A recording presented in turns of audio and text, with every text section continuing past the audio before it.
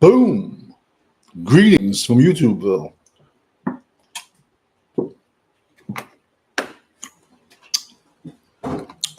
Danny Savage. Bam. Draft Guru. If you like the video, sub and subscribe. Don't cost a dime.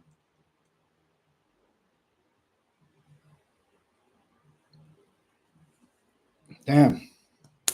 On 2 off weeks, still the best beard on YouTube. Today we're going to be at 352 players. I'm dropping 5 more. I felt guilty. I did a video last week, but I went a few days without making some videos, so I feel guilty. Doesn't it suck to have a conscience, people? It really does. All right. I told you, this year's tight end class is I'm really not. I mean, it's like 2-3 kids, and then after that, it's like I take that back. There's a fourth kid I like.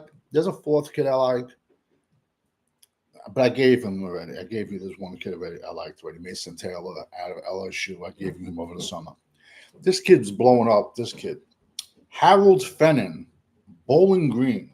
His numbers are off the charts, and the kids kind of come out of nowhere. Yes and no. 2023, he had 44 receptions with 600 yards and 6 TDs. So far, I know you guys are going to say, oh, it's Bowling Green, blah, blah, blah. But,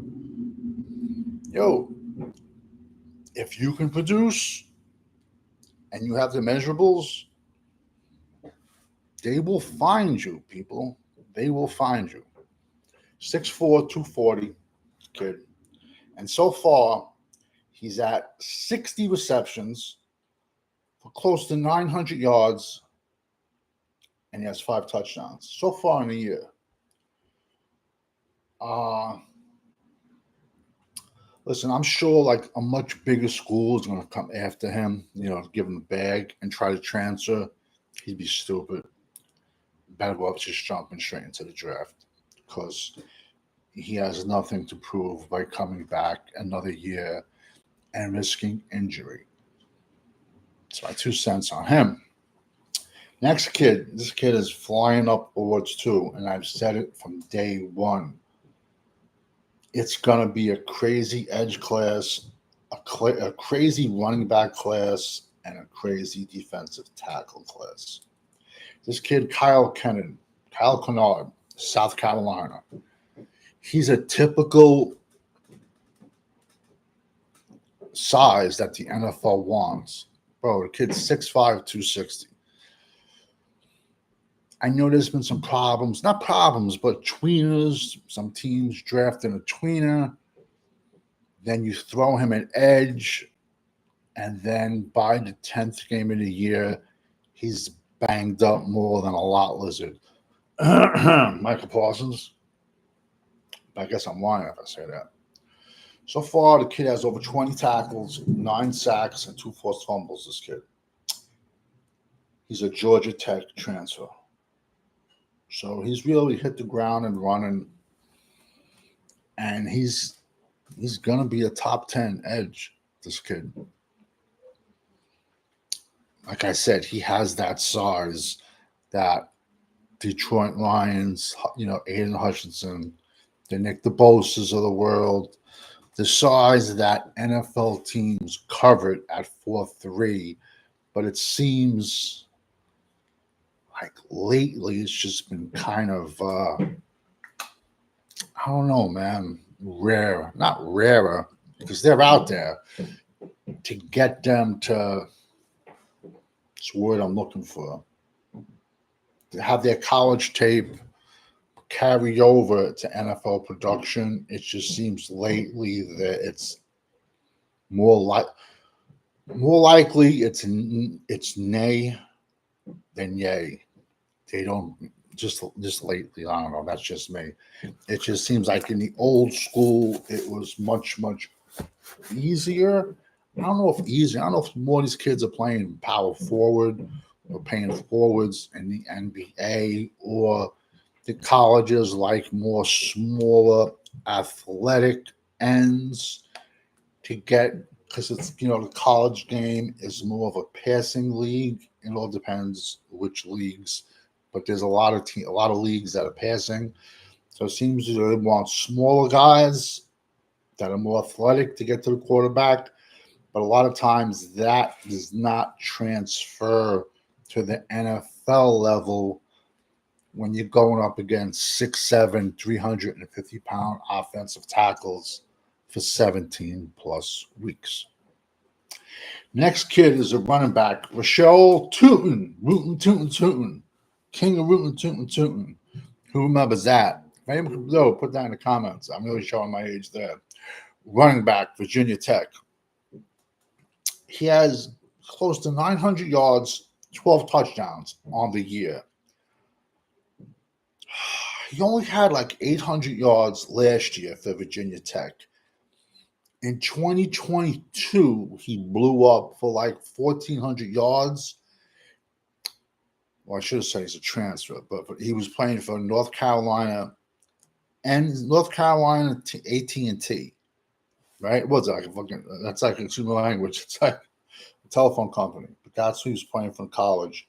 He blew up in 2022, transferred them to Virginia Tech, and then he's blowing up. He's having a big year. You can't take that away from him. And he's a running back to watch. He's going to be a little bit overaged. He does have a lot of carries on his body. He's a senior. But listen, bro, if I had $1 for every time I said it, it's a sick running back class. Next kid he only leads the NCAA in sacks. Trey White, Sandiego State, 6'2", 240, 11 sacks. He's like a 3-4. He's a 3-4 outside linebacker. Like this kid, in my opinion, he's not going to be having his hands down every day. Could he be a team like the Pittsburgh Steelers? The Baltimore Ravens, more of a team that runs a traditional 3-4 defense. Take a kid like him? Yeah, absolutely. But he's not a 4-3 end. Like I said, just not at that height. But he has the production. But he's an outside linebacker, in my opinion. Next is a kid out of Marshall. Not a lot of people are talking about him. He caught my eye. It's odd.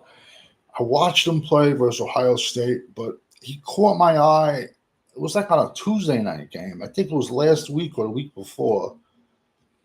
Had to be last week or the week before, but it was Marshall was playing like either a Tuesday night or Wednesday night game. That's why I tell you people, man, like, you gotta watch your footballs on Tuesday night, Wednesday night, Thursday night, and Friday night. It's because people can like stand out to you and then boom, like it's weird. It seems like now for the next few weeks, the MAC is playing like on Tuesdays or Wednesdays. Then you have the Sun Belt Conference. Last night was a huge upset. So this kid, he's 6'4", 250. Decent size. But he also, 22 tackles, 8 sacks, 1 forced fumble. But when Marshall listen, we all know like the Michigans of the world, the Ohio States of the world, like Penn States, they all they schedule teams like this, just basically mostly just to kick the shit out of them and stuff like that. But a lot of time, they pay these schools like $2 million and they'll come in and it'll be 70-0. Sometimes these teams will keep it close. Sometimes they'll win.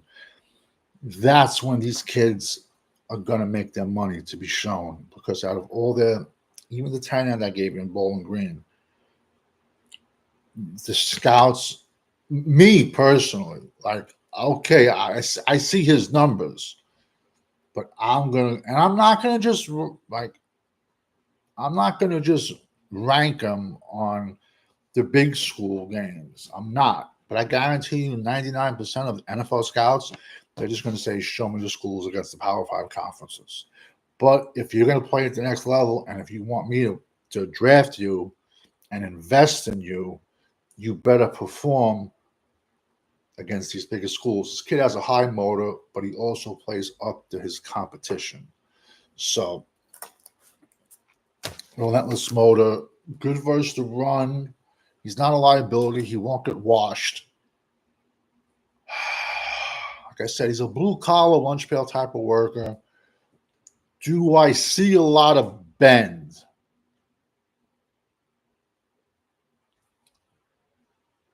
As of right now, I'm going to say no. I don't.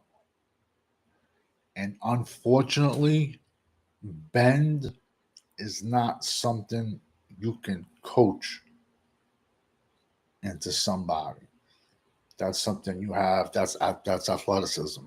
Either born with it or you're not. So listen, man, I was gonna drop this mañana tomorrow. I just wanted to get this out of the way. And tomorrow, like I said, I'll be doing USC Rutgers. I'm gonna be talking about, and then Louisville and somebody else. I forgot. I spoke about them earlier. And I think tonight is Syracuse and Pittsburgh. Because we all know when you're rocking with the GWO, it's for life. Look around, people. Look around. It's in October, and we're at 352 players. You tell me who else is at 352 players. Over and out.